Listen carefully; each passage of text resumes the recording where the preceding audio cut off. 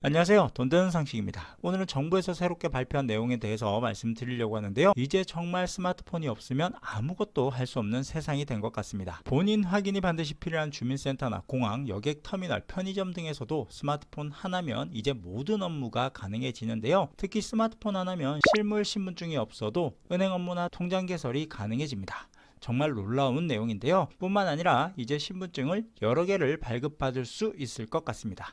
시청하시면서 좋아요 한 번씩 꼭 눌러주세요. 주민등록증 모바일 확인 서비스 많이 들어보셨죠? 신분 확인을 위해 실물 주민등록증을 확인한 것과 동일한 효력을 갖는데요. 그런데 당초에는 주민등록증 모바일 확인 서비스를 이용하기 위해서는 우선 본인 명의의 스마트폰으로 서비스 등록을 해야 했습니다. 정부24 앱에 접속한 후 주민등록증 모바일 확인 서비스 메뉴에서 통신사 패스 인증과 기본정보 입력 등 간단한 절차를 거쳐 발급받을 수 있었는데요.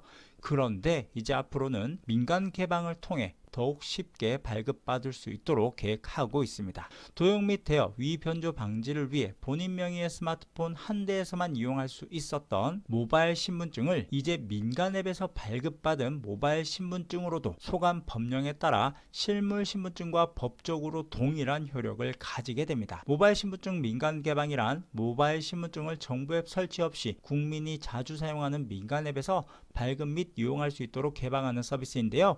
삼성 원래가 카카오톡, 네이버 등을 통해서 모바일 신분증을 발급받을 수 있습니다. 카카오톡이나 네이버 앱을 통해서 발급받게 되면서 여러 장의 주민등록증을 소유할 수 있게 될 듯 보여지는데요. 그렇게 되면 다른 스마트폰에서 로그인을 해서 신분증을 도용하지 않을까라는 걱정이 되기도 합니다. 모바일 신분증이 사용 가능한 곳은 민원 서류를 접수할 때 또는 자격을 인정하는 증서를 발급할 때, 편의점, 식당 등 일상생활에서 성인 여부를 확인받을 때, 공항, 여객 터미널에서 탑승자 신분 확인이 필요할 때, 사인 간 계약이나 본인 여부 확인 등, 그리고 은행 업무뿐 아니라 계좌 개설까지 모두 이용이 가능해집니다.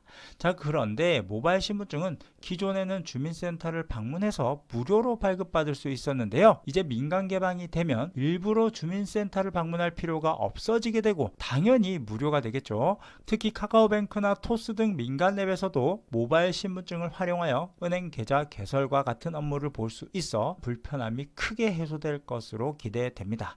다만 여전히 보안과 관련하여 해킹과 관련된 불안함이 여전히 남아있어 스마트폰 관리 정말 제대로 해야 할 것 같습니다. 그럼 오늘은 12월부터 달라지는 모바일 신분증에 대해서 말씀드렸는데요. 모바일 신분증을 발급받기 전에 내 스마트폰 한번 점검이 필요할 것 같습니다. 그럼 오늘 영상은 여기까지 할게요.